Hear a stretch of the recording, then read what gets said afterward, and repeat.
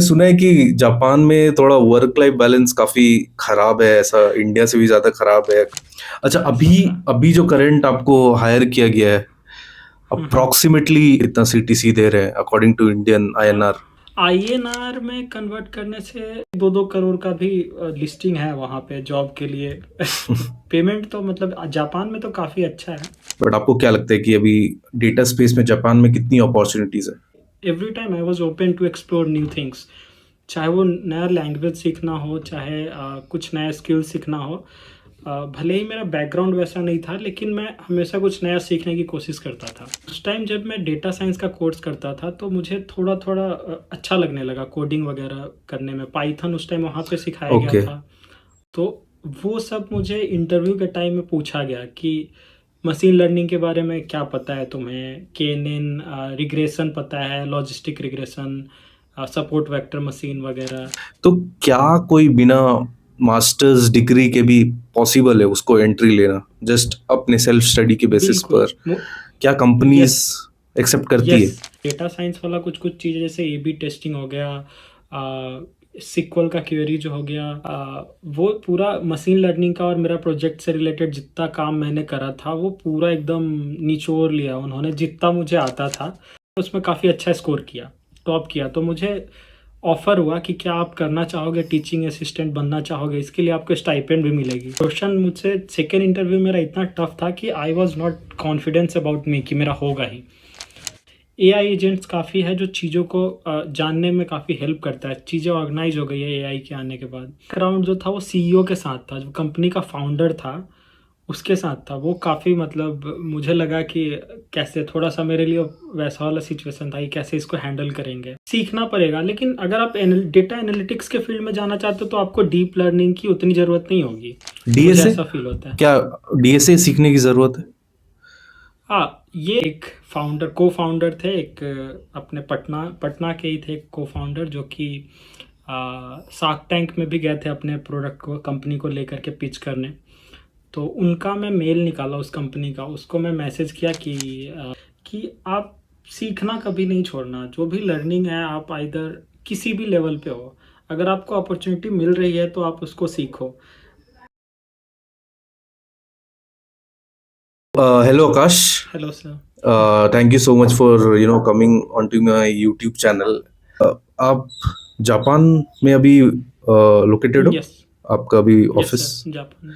Okay, okay. यार, तो मैंने सुना है कि जापान में थोड़ा वर्क लाइफ बैलेंस काफ़ी खराब है, ऐसा इंडिया से भी ज़्यादा खराब है। काफ़ी लोग वहाँ पे डिसिप्लिन होते हैं। आ, तो ऐसा कुछ, ये बात सही है क्या आ, आपके एक्सपीरियंस के हिसाब हाँ, से? डेफ़िनेटली डिसिप्लिन्ड होते हैं, बट ये मतलब उसकी वो नहीं है, कॉन्स नहीं है। ये डिसिप्लिन्ड होना तो अच्छी बात है एक्चुअली यहाँ पे लोग, लेकिन वर्क लाइफ बैलेंस को लेकर के पहले पहले थोड़ी-सी वैसी माइंडसेट थी लोगों की कि माइंडसेट नहीं थी। लोग यहाँ पे काफ़ी ज़्यादा देर तक काम करते थे। Even they were forgetting about their families and they were working whole nights in the company. So उनका वर्क लाइफ बैलेंस पहले थोड़ा काफ़ी प्रॉब्लम वो हो फेस होता था उनके वर्क लाइफ बैलेंस में। लेकिन अभी पिछले कुछ अच्छा। कुछ सालों में 4-5 सालों में गवर्नमेंट्स ने कुछ नए-नए प्लान्स लेकर के आया है, लॉन्च किया है। तो इससे वो चाहते हैं कि लोग अपना ज़्यादा टाइम अपने फैमिली के साथ स्पेंड करें, ताकि यहाँ की जो एजिंग पॉपुलेशन, जो डिक्लाइनिंग पॉपुलेशन है, वो थोड़ा सा उसको बूम मिले, पॉपुलेशन थोड़ा न्यू न्यू जनरेशन ग्रो करे।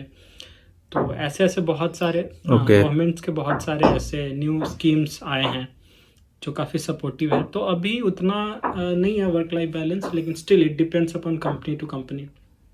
In my company, there is no such kind of things, but yeah, there are still some companies, yeah, okay, where people work till midnight or some sort of things I have heard of, but I have never seen.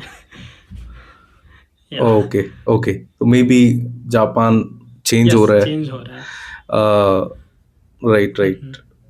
और आपको कैसा लगता है अभी data industry? Of course Japan technology में तो काफ़ी आगे है इंडिया से। हम्म।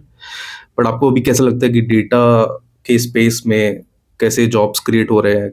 और लेट्स से अगर किसी इंडियन को जॉब लेना है, आपका जर्नी तो काफ़ी इंस्पायरिंग है, हम लोग आपके जर्नी पर भी हम्म। आएँगे। आपका बैकग्राउंड क्या है, तो बट आपको क्या लगता है कि अभी डेटा स्पेस में जापान में कितनी अपॉर्चुनिटीज है? हाँ, यहाँ पे अपॉर्चुनिटीज़ तो काफ़ी ज़्यादा मुझे दिखती है डेटा स्पेस में या सॉफ्टवेयर टाइप के फील्ड में, क्योंकि एक मैं कोई रिपोर्ट देख रहा था, उसमें बताया जा रहा था कि अभी जापान की जीडीपी जो है वो काफ़ी मतलब एक स्टैग्नेंट हो गई है, एक वैसे लेवल पे आकर के अब इससे ऊपर नहीं जा रही है। ग्रोथ रेट आइदर निगेटिव हो रही है या फिर उतना पे जीरो हो जा रहा है। तो इसको अगर इंक्रीज करना है तो डेटा साइंस, आर्टिफिशियल इंटेलिजेंस को ही यूज़ करना पड़ेगा, तो इसके जीडीपी को थोड़ा आगे ले जाया जा सकता है, क्योंकि मैन्युफैक्चरिंग इंडस्ट्री जितनी भी जापान की है वो ऑलरेडी आइदर वो टेक ओवर कर लिया गया है चाइना के द्वारा, चाइना उससे कम कॉस्ट में काफ़ी अच्छा प्रोडक्ट्स बना दे रहे हैं, या फिर ओके, ओके। जो यहाँ पे जो है वो भी स्टैग्नेंट हो गई है जापान की जो मैन्युफैक्चरिंग इंडस्ट्रीज जो है वो। तो उस रिपोर्ट के अकॉर्डिंग अगर डेटा साइंस और एआई के फील्ड को अगर देखा जाए, अगर आर्टिफिशियल इंटेलिजेंस में अगर कुछ करता है जापान, तो अपने जीडीपी को एक थोड़ा सा एज दे सकता है, ऐसा था उस रिपोर्ट में। Okay, yes. ओके। यार आपकी जर्नी तो काफ़ी इंस्पायरिंग है। ऑफ कोर्स मैंने आपसे ऑफलाइन कनेक्ट किया है और काफ़ी कुछ मैंने जाना आपके बारे में, बट एक बार जस्ट आप, अगर आप अपने बारे में एक ब्रीफ बैकग्राउंड दे पाएँ कि आपका ग्रेजुएशन कहाँ से रहा है, ओके। और फिर उसके बाद आपने, आई थिंक आपने मैन्युफैक्चरिंग इंडस्ट्री में भी काम किया है, और फिर ये ट्रांजिशन कैसे किया आपने, एंड देन आपने जापान में जाकर के जॉब अभी आप कर रहे हो डेटा इंडस्ट्री में, जो कि बहुत बड़ा बात है। एक बार जस्ट हमारे ऑडियंस के लिए आप, अगर आप अपना बैकग्राउंड दे पाए तो वो लोग काफ़ी इंस्पायर होंगे। ओके। सो बेसिकली मैं जब स्टार्ट किया था, मैं बिहार के वैशाली ज़िला से का रहने वाला हूँ। तो मेरी स्टार्टिंग जर्नी काफ़ी स्ट्रगल भरी रही है। अप टू क्लास 10th मैं तो हिंदी मीडियम गवर्नमेंट स्कूल से पढ़ा हूँ, लेकिन उसमें भी क्लास 5 तक मैं जहाँ पे पढ़ रहा था, तो वो अ, एक वहाँ पे हरिजन स्कूल जिसको बोलते हैं, हरिजन के वो इलाके में होता है, जहाँ पे जो शेड्यूल कास्ट के बच्चे हैं जो वहाँ पे पढ़ सके, वैसी कुछ वो थी। तो उसमें मैं एक अकेला, मतलब मैं वहाँ पे जाता था, मेरे घर के पास का था, तो क्लास 5 तक मैं वही गवर्नमेंट स्कूल हरिजन से पढ़ा हूँ, नवसृजित प्राथमिक विद्यालय जलालपुर हरिजन। 10th के बाद से फिर 10th नहीं, 5 के बाद मैं मिडिल स्कूल में गया, तो वहाँ पे सिर्फ शेड्यूल कास्ट के नहीं, बाकी सारे कास्ट के स्टूडेंट्स थे वहाँ पे, तो थोड़ी सी कंपटीशन मुझे मिली। तो वहाँ पे पुराने स्टूडेंट थे जो काफ़ी अच्छा कर रहे थे, तो एक कंपटीशन का वो भावना थोड़ा अंदर से जगा। तो कुछ दिन बाद थोड़ा अच्छा किया मैं भी मिडिल स्कूल में, फिर मिडिल स्कूल से जाने के बाद हाई स्कूल में गया, तो ये थोड़ा सा एक टाइप का थोड़ा सा अच्छा कॉम्पिटिटिव इन्वायरमेंट मिला, जहाँ पे कुछ मुझे फ्रेंड्स मिले जो मुझे बताया कि आईआईटी भी कुछ होता है, आईआईटी के बारे में बताया। Even that time I was not aware of IIT, any kind of things, such kind of things even exist.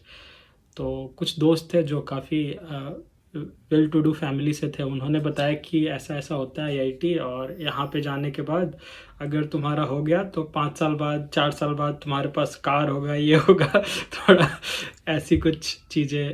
तो आपका आपका मैथ्स और साइंस में इंटरेस्ट था यस, बचपन से ही, यस। मतलब काफ़ी अच्छा था? ऐसा था कि मैथ्स और साइंस हमारे गांव में इसके अलावा कुछ मानते ही नहीं है। अगर मैथ साइंस आप अगर पढ़ रहे हो तो ही आपको कुछ आता है। इवन आर्ट्स के बारे में लोग को लगता है कि पढ़ लेगा लेगा लेकिन आगे कुछ नहीं कर पाएगा।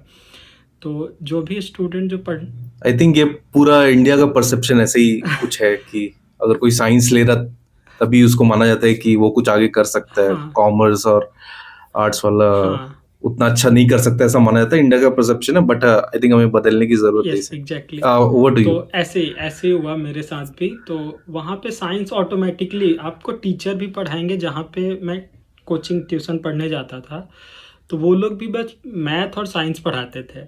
इसके अलावा दूसरा सब्जेक्ट हमें खुद से प्रिपेयर करना होता था अप टू क्लास 10th। तो ऐसा था। तो मैथ साइंस में मैं काफ़ी अच्छा था स्टार्टिंग क्लास 10th के आसपास तक ही। तो फिर वहाँ से जो फ्रेंड्स मिले, वो मुझे बताया कि आईआईटी करके कुछ होता है और तुम उसमें मतलब कर सकते हो, हम भी जा रहे तैयारी करने।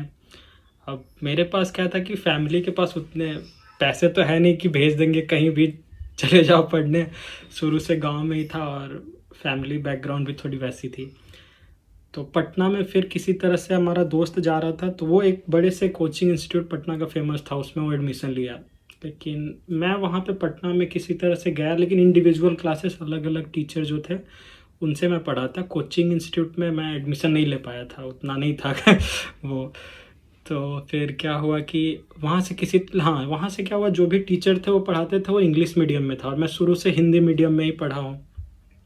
इंग्लिश एज अ सब्जेक्ट में पढ़ा था, लेकिन फुल मीडियम ऑफ इंस्ट्रक्शन जो इंग्लिश में था वो तो था नहीं अपने पास। तो ओके। हाँ, तो तो इंग्लिश मतलब ज़रूरी है क्या? मतलब बहुत ज़्यादा ज़रूरी है जॉब लेने के लिए डेटा स्पेस में? मैंडेटरी है, कॉर्पोरेट में काम करना है तो इंग्लिश आनी ही चाहिए?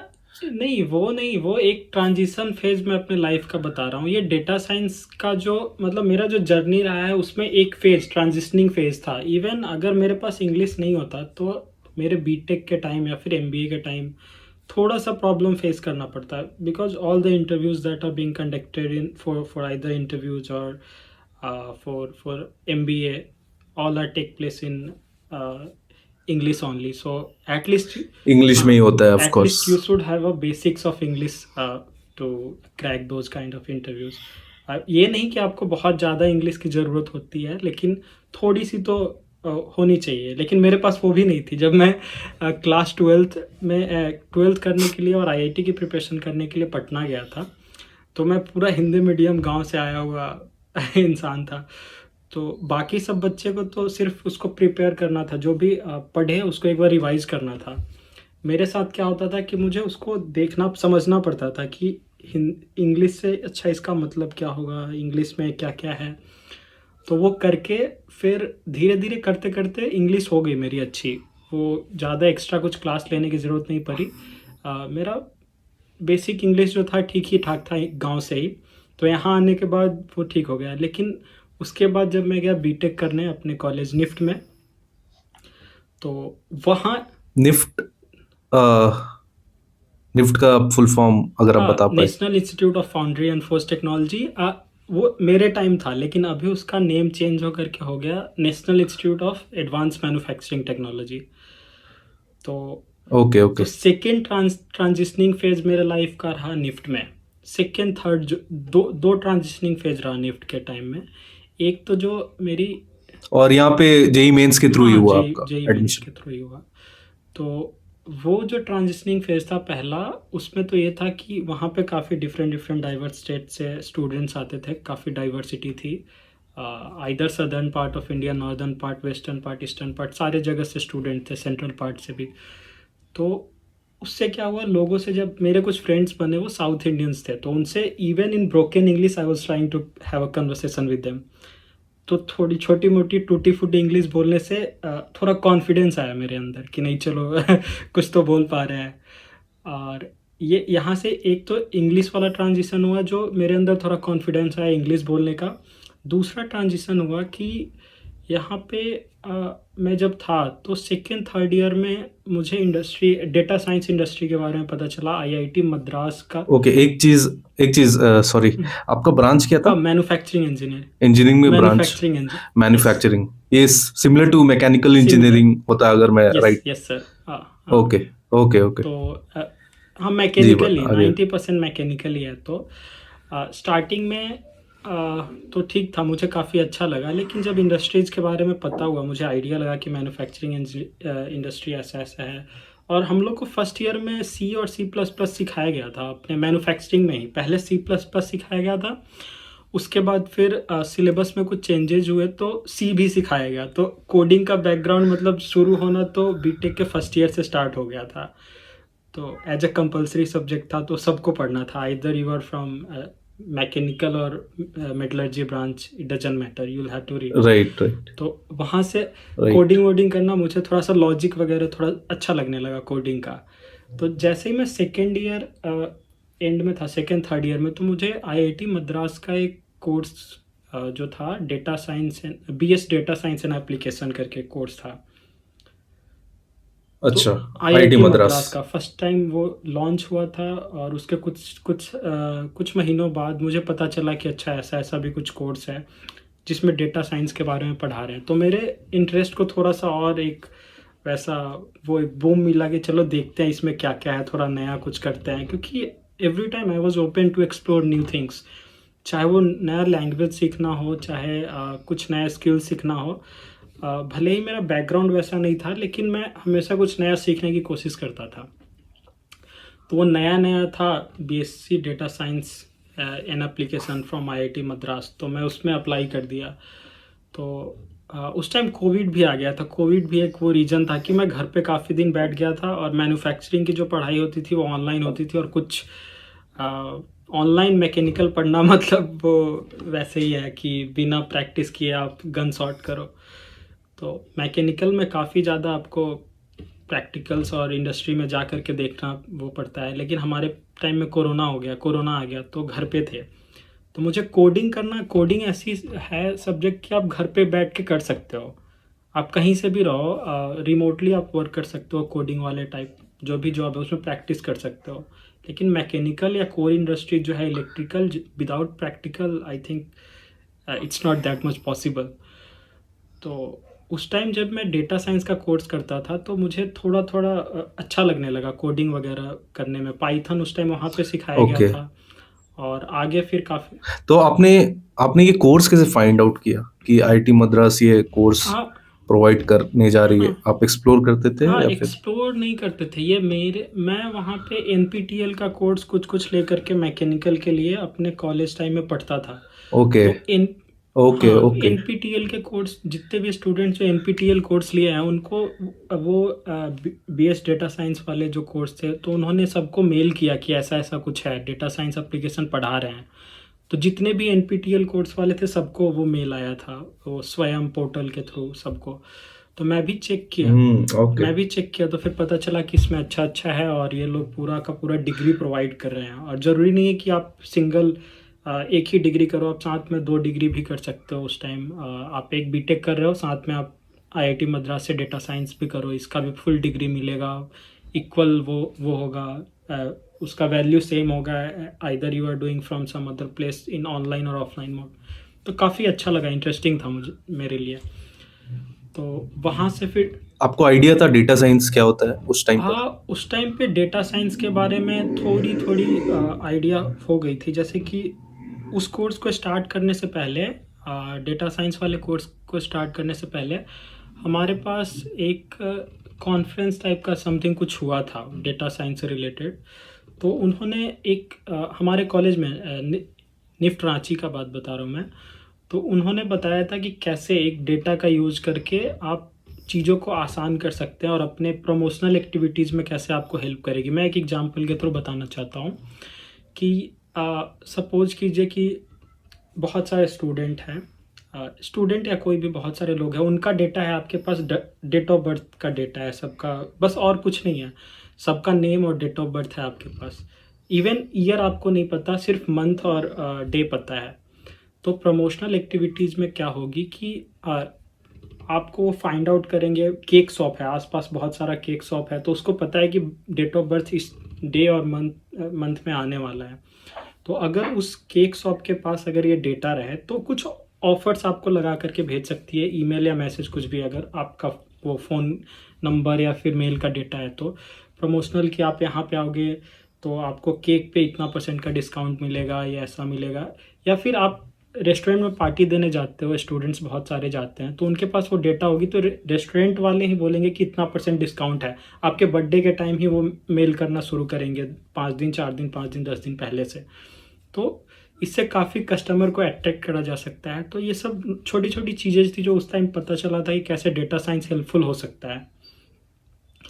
तो मुझे लगा राइट, कि राइट। नहीं। बेसिकली आप रिकमेंडेशन इंजन इसी तरीके से हुँ, कुछ शायद काम हाँ, हाँ, करता है। हाँ, हाँ, वही।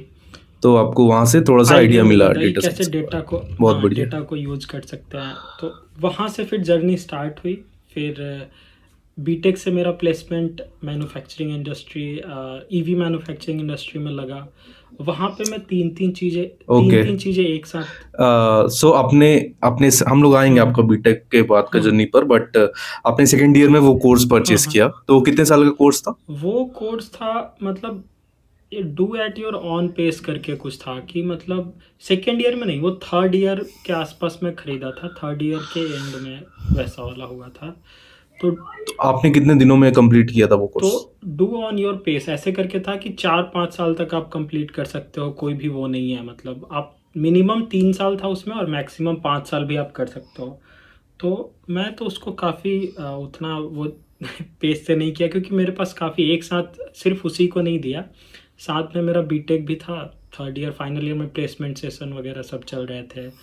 और जब मैं जॉब पे गया तो वहाँ पे भी जॉब भी था, साथ में कैट की भी प्रिपरेशन थी। तो ऑलमोस्ट 2-3 ईयर्स तो लगे ही होंगे उसमें वो करने में। कंप्लीट करने में, क्योंकि आप मल्टीपल चीज़ों से आप हाँ, जूझ रहे थे, तो इसलिए आपको 2-3 साल दो लग गया। तीन बट लेट्स से एक स्टूडेंट है, वो अगर फर्स्ट ईयर में ही खरीद ले ये हाँ, हाँ, कोर्स और सीरियसली हाँ, पढ़ाई हाँ, करे 3-4 घंटे उस हाँ, हाँ। कोर्स को, आपको क्या लगता है कितने महीनों में या कितने सालों में वो तो कंप्लीट कर लेगा सीरियसली अगर वो तो पढ़ाई उसका करे? बहुत सारा लेवल है। जैसे मेरे साथ क्या हुआ था कि मैं उसमें डिप्लोमा तक ही कंप्लीट किया हूँ। जैसे 2 साल अगर आप कंप्लीट अगर वो करो तो उसमें आपको डिप्लोमा की डिग्री मिलती है, और डिप्लोमा इन डेटा साइंस और डिप्लोमा इन प्रोग्रामिंग करके है वहाँ पे। और तीसरे साल में आप जाओगे तो बीएससी डेटा साइंस करके एंड प्रोग्रामिंग करके सर्टिफिकेट मिलेगा आपको डिग्री का। और चौथे साल में आपको मिलेगा BS data science and application करके। तो इसका 3-4 लेवल है। तो पहला, हाँ, फर्स्ट ईयर अगर आप सिर्फ करते हो उस कोर्स को तो आपको फाउंडेशनल डिग्री मिलेगा डेटा साइंस का, वो डेटा साइंस एंड प्रोग्रामिंग का फाउंडेशन आपको मिलेगा। दूसरे साल में आपको ऐसा ये डिप्लोमा मिलेगा। तो वैसे 4 लेवल्स है वहाँ पे। तो मैं वहाँ पे, अभी भी हाँ, होता है? हाँ, अभी भी, अभी भी होता हाँ, है ये? अभी भी चल रहा है। तो मेरा वहाँ पे क्या था कि मैं लगभग डिप्लोमा तक गया था, लेकिन उसके बाद फिर दोबारा से रिपीट नहीं करना था कि BS already BSc BTech degree है मेरे पास, और बीएससी डिग्री फिर से लेकर के इक्विवेलेंट ही होगा। थोड़ा अगर मास्टर्स वगैरह के लिए जाए तो वो बेटर अपॉर्चुनिटी हमें दे सकता है। तो बीटेक के बाद फिर हमने कैट की प्रिपरेशन भी करनी शुरू की, और साथ में उसको तो कर ही रहे थे, जो डेटा साइंस वाला कोर्स था आईआईटी मद्रास का वो चल रहा था। और फिर कैट के थ्रू आगे फिर गए दूसरे कॉलेज में, हुआ। आईआईटी मंडी में।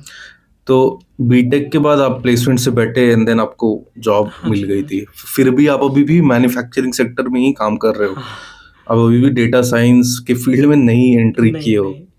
है ना? आपका जॉब भी मैन्युफैक्चरिंग में हाँ, लगा है। आप एक, वो कैसी इंडस्ट्री थी आ, वैसे, लाइक क्या चीज ज, का हाँ, कंपनी था वो? ओके। तो मैन्युफैक्चरिंग इंडस्ट्री में क्या हुआ था कि इलेक्ट्रिक व्हीकल की मैन्युफैक्चरिंग थी। तो वहाँ पे हम लोग थे, तो मोटर और कंट्रोलर मैन्युफैक्चर करती थी हमारी कंपनी। जो ई रिक्शा होती है, मोस्टली हम लोग उस टाइम ई रिक्शा सेगमेंट्स को टारगेट करते थे, L5 सेगमेंट उसको बोलते हैं।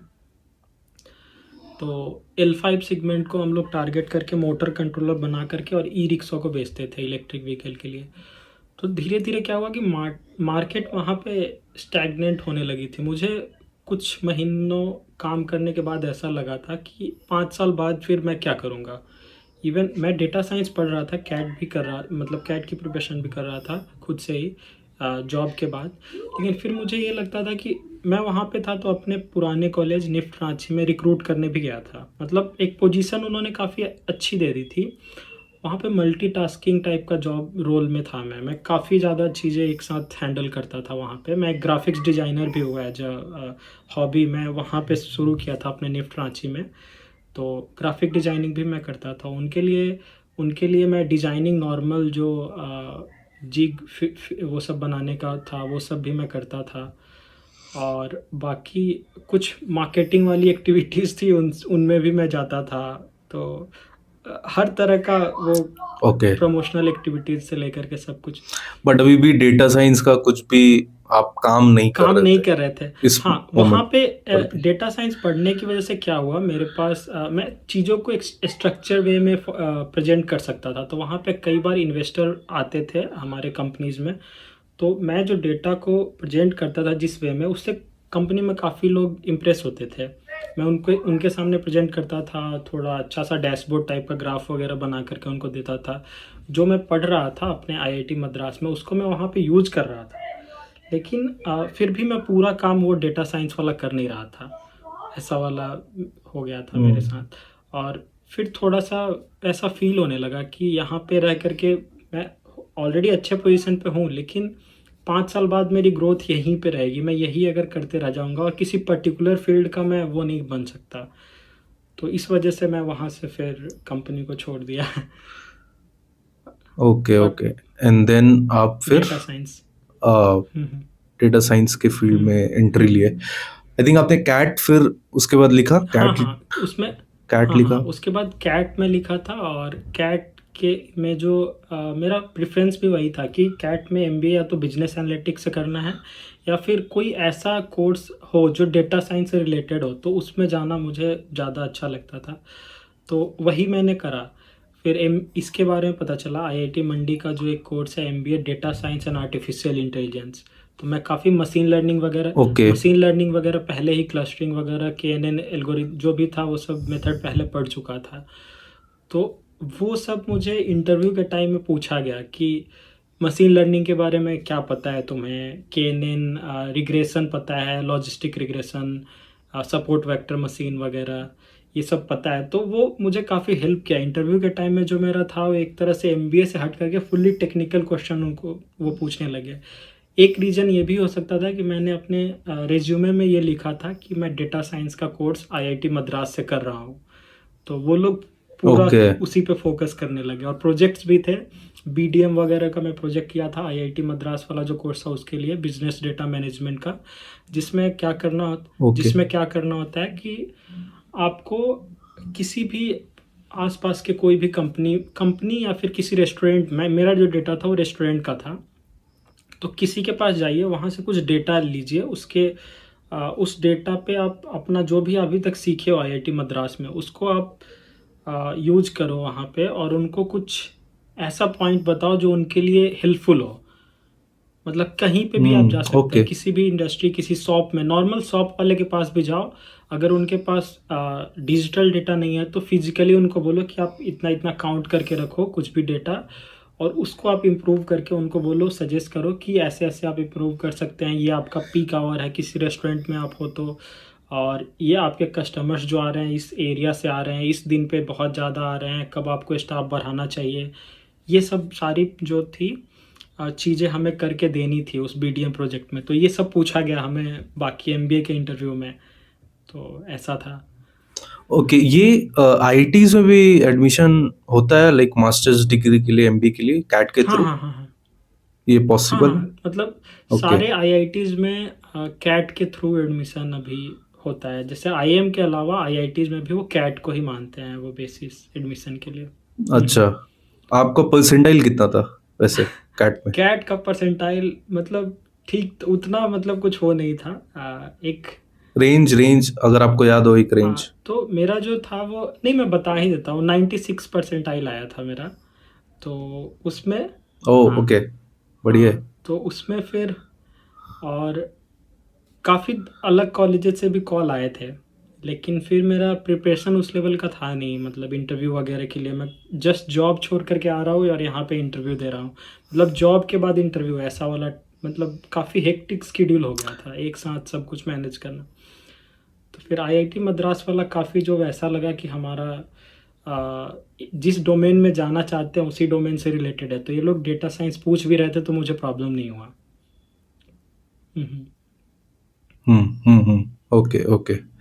तो फिर आपने आईआईटी मंडी से फिर एमबीए किया इनटू बिजनेस हाँ, data analytics, science and right? Artificial intelligence. ये डेटा ये काफ़ी यूनिक कोर्स जो इन्होंने लॉन्च किया है। इवन हम लोग को deep learning, neural network, machine learning ये सब पढ़ाया जाता है एमबीए के साथ, जो कि मुझे ओह! ओके, हाँ, जो कि मुझे लगता है कि ये एमटेक प्लस बिजनेस वाला, हाँ, बिजनेस इसके साथ ऑपरेशन मैनेजमेंट हो गया, ह्यूमन रिसोर्स मैनेजमेंट हो गया।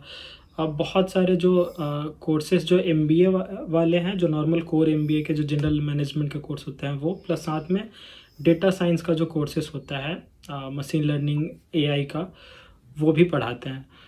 तो ओवरऑल ओके, ओके। तो लेट्स से आपने तो एक प्रॉपर एक जैसे रूटीन डिग्रीज लिया, बीटेक किया, फिर एमबीए किया आपने, और फिर जाकर के आप मैन्युफैक्चरिंग इंडस्ट्री में भी काम कर रहे थे, फिर जाकर के आप डेटा साइंस के फील्ड में अभी काम कर रहे हो। हम आपकी प्लेसमेंट्स पर आएंगे, ज़रूर आएंगे, पर क्या कोई अभी करेंटली कोई स्टूडेंट अभी मैकेनिकल में है, मैन्युफैक्चरिंग में है, प्रोडक्शन इंजीनियरिंग में है, लेट्स से इंजीनियरिंग डिपार्टमेंट में भी नहीं है, कोई अलग सा कुछ कोर्स कर रहा है, बट उसको डेटा साइंस में इंटरेस्ट है। हम लोगों ने देखा काफी स्टैट्स के लोग भी डेटा साइंस के फील्ड में एंटर करते हैं। तो क्या कोई बिना मास्टर्स डिग्री के भी पॉसिबल है उसको एंट्री लेना, जस्ट अपने सेल्फ स्टडी के बेसिस पर? क्या कंपनीज एक्सेप्ट करती है? यस, इवन अगर जापान में कोई आना चाहता है वर्क करने के लिए, तो जस्ट वो ग्रेजुएट है सिर्फ, अगर वो फ्रेशर भी है तो बहुत सारी कंपनी जो फ्रेशर्स को भी रिक्रूट करती है डेटा साइंस के लिए, और आपका क्या डिग्री है उससे मतलब उनको नहीं है। आपका प्रोजेक्ट्स जो होना चाहिए वो अलाइन करना चाहिए उनके रिक्वायरमेंट से, आपके जो स्किल्स होने चाहिए वो मैच करने चाहिए उनकी जो रिक्वायरमेंट्स है उसके अकॉर्डिंग, और आप इंटरव्यू में उनको लगे कि नहीं, आप ऐसा आंसर उनको करो, उनको कन्विंसिंग इंटरव्यू अगर आप वो फेस कर ले, वो कर पाते हैं उनको कन्विंस इंटरव्यू में, तो डेफिनेटली वो आपको हायर करेंगे। इनसे उनको कोई मतलब नहीं है। जापान में मैंने एक चीज़ नोटिस किया है जो इंडिया से मुझे काफ़ी अलग लगा, ये लोग आप पे बहुत ज़्यादा इन्वेस्ट करते हैं लर्निंग के ऊपर। आप अगर यहाँ पे आओगे तो वो आपको बहुत कुछ सिखाएंगे, पढ़ाएंगे। शुरू में स्टार्टिंग के 2-3 महीने तो आपको काम करना ही नहीं है, वो आ करके आपको सिर्फ चीज़ें सीखनी है, पढ़नी है, जैसे भी पढ़ो, सीखो, सीख करके जाओ। उसके बाद धीरे धीरे वो लोग वो करना शुरू करेंगे, देना स्टार्ट करेंगे। तो आकाश, जैसे आपने कौन कौन से रिसोर्सेज फॉलो किए थे ये जॉब लेने के लिए, या फिर आप क्या रेकमेंड करोगे कि ये तो भाई मैंडेटरी है, नॉन नेगोशिएबल है स्किल सेट, जो सभी कैंडिडेट्स को तो आना ही आना चाहिए, और कौन कौन से वो टॉप रिसोर्सेज है? लेट्स से कोई स्किल सेट है, लेट्स से पाइथन कहाँ से पढ़ सकता है कोई, क्या क्या मटेरियल्स फॉलो करना चाहिए उसको? तो सिमिलरली क्या आप वो लिस्ट डाउन कर सकते हो कौन कौन से नॉन नेगोशिएबल स्किल सेट्स है, और उनको पढ़ने के लिए रिसोर्सेज कौन से टॉप रिसोर्सेज आपने क्या फॉलो किया था? ओके, तो ये फर्स्ट ऑफ ऑल तो मैं तो ट्राई करूँगा पहले अपने बारे में बताने का कि मैंने क्या क्या फॉलो करा था ये सब। पहले मैं एक और चीज़ बताना चाहता हूँ। मेरा जब स्टार्टिंग में प्लेसमेंट के टाइम जब ये कंपनी आई थी, तो उस टाइम ये बोली थी कि डेटा साइंटिस्ट के रोल के लिए ये रिक्रूट कर रही है। तो मेरा जो सारा स्टडी का प्लान था, जो भी था, वो डेटा साइंस से ही अलाइन करता था। बट जब मैं यहाँ पे आया तो डेटा साइंस वाला कुछ कुछ चीज़ें, जैसे ए बी टेस्टिंग हो गया, सिक्वल का क्वेरी जो हो गया, और कुछ कुछ चीज़ें वही सिक्वल बिग क्वेरी से वो सिक्वल डेटा को, मतलब बिग क्वेरी डेटा को एक्सट्रैक्ट करना, ये सब चीज़ तो करते ही है टेस्टिंग के लिए। लेकिन इसके अलावा बहुत सारी चीज़ें जो है वो सॉफ्टवेयर डेवलपर वाला भी कर रहे हैं। तो अभी थोड़ा सा वो हो गया है, काफ़ी कुछ सीख रहे हो आप हाँ, सॉफ्टवेयर वाले फील्ड। डाइवर्सिफाई हो गया है वहाँ से आने के बाद। तो हाँ, मैं इंटरव्यू के टाइम का बताता हूँ। जब मैं ये ज्वाइन करने वाला था, ये कंपनी इंटरव्यू दे रहा था, तब मैं क्या क्या फॉलो करा था। तो उस टाइम तो पाइथन तो आईआईटी मद्रास में भी थी और आईआईटी मंडी में भी ये फर्स्ट सेमेस्टर में पाइथन कंपलसरी था, क्योंकि ये data science and artificial intelligence करके एमबीए था, तो पाइथन तो आपको पढ़ना ही है। तो फर्स्ट सेमेस्टर में स्टैट्स का बेसिक वगैरह, नाइव बेस प्रिंसिपल वगैरह, सारा स्टैटिक्स। तो मतलब अगर आप डेटा साइंस फील्ड में जा रहे हो तो आपकी मैथ और स्टैट्स जो है वो थोड़ी होनी चाहिए कि आप एनालाइज कर सको किसी भी चीज़ों को। तो उसका जो बेसिक था वो यहाँ पे मिला मुझे फर्स्ट सेमेस्टर, सेकेंड सेमेस्टर में वही कराया गया, और साथ में मैनेजमेंट कोर्सेज भी थे। तो एक तो उसको फॉलो किया, और साथ में अपना पुराना आईआईटी मद्रास वाला जो था उसको रिवाइज़ किया। पाइथन वगैरह तो डेली चला था। पाइथन का ऐसा नहीं कि मैंने पर्टिकुलर कुछ वो किया, पाइथन मतलब था वो कि वो तो है ही। उसके अलावा जैसे कि प्रिंसिपल्स है मशीन लर्निंग के, जैसे कि लॉजिस्टिक रिग्रेशंस, इसमें मैंने काम करा है। सपोर्ट वेक्टर मशीन्स हो गया, नाइव बेस प्रिंसिपल हो गया, या डिसीजन ट्री के थ्रू काम करना हुआ। या फिर लीनियर रिग्रेशन हो गया, केएनएन क्लस्टरिंग हो गया, तो के मीन ये सब होगा। तो ये के मीन क्लस्टरिंग जो, तो ये सब चीज़ें जो है ज़्यादा मैं उसमें वो करता था, और यही सब पूछा भी गया इंटरव्यू के टाइम में। मेरा लगभग 5 राउंड का इंटरव्यू चला था। तो उसमें फर्स्ट जो राउंड था वो तो था कि पाइथन का कोडिंग, जैसे पहला जो एप्टीट्यूड टेस्ट था वो एप्टीट्यूड टेस्ट दिया, उसमें 2 पाइथन का कोडिंग था, वो मैंने कंप्लीट किया। तो एक तो 100% सही था, दूसरे वाले में कुछ टेस्ट के शायद प्रॉब्लम था, तो 90% 92% आया था मेरा उसमें उसका जो टेस्ट रहता है। एप्टीट्यूड था उसमें, टेस्ट जो था उसमें। तो फिर मुझसे इंटरव्यू में पूछा गया कि तुमने कैसे ये करा, ये इंटरव्यू में आई वॉज नॉट एक्सपेक्टिंग कि ऐसा क्वेश्चन पूछेंगे कि तुमने ये कैसे करा है। तो मुझे थोड़ा थोड़ा याद था क्वेश्चंस, तो मैंने उस क्वेश्चन को एक्सप्लेन किया कि क्वेश्चन मुझे जहाँ तक याद है, एक क्वेश्चन जो था उसमें ऐसे पूछा गया था और इसको मैंने इसके थ्रू किया है, और दूसरे तरीका से भी मैं लिस्ट वगैरह बना करके भी मैं कर सकता था। तो मैं उसको बताया, वो नॉर्मल पाइथन में ही ये कोडिंग पाइथन का कुछ कोडिंग हाँ क्वेश्चन हाँ है। Coding okay. क्वेश्चन था। हाँ, और दूसरा एक और, मतलब 2 पाइथन में 2 कोडिंग थी, तो दूसरा भी था जो मेरा 100% सही नहीं हुआ था, बट मैं अपना लॉजिक जो लगाया था वो जस्टिफाई किया वहाँ पे। तो मैं उनको भूल भी गया था मैं वो क्वेश्चन, तो मैं उससे पूछा कि क्या आप एक बार और क्वेश्चन को रिपीट कर सकते हैं, तो उन्होंने क्वेश्चन बताया। तो मैं बोला कि ओके। मेरा अप्रोच ये रहेगा इसको सॉल्व करने के लिए। तो इंटरव्यू में पहला राउंड इंटरव्यू ऐसे गया। Okay. Second technical round interview जो था, टेक्निकल राउंड 2 थे एप्टीट्यूड के बाद। तो सेकेंड टेक्निकल राउंड में उन्होंने क्या किया कि वो पूरा मशीन लर्निंग का और मेरा प्रोजेक्ट से रिलेटेड जितना काम मैंने करा था वो पूरा एकदम निचोड़ लिया उन्होंने, जितना मुझे आता था। ओके। तो ओके।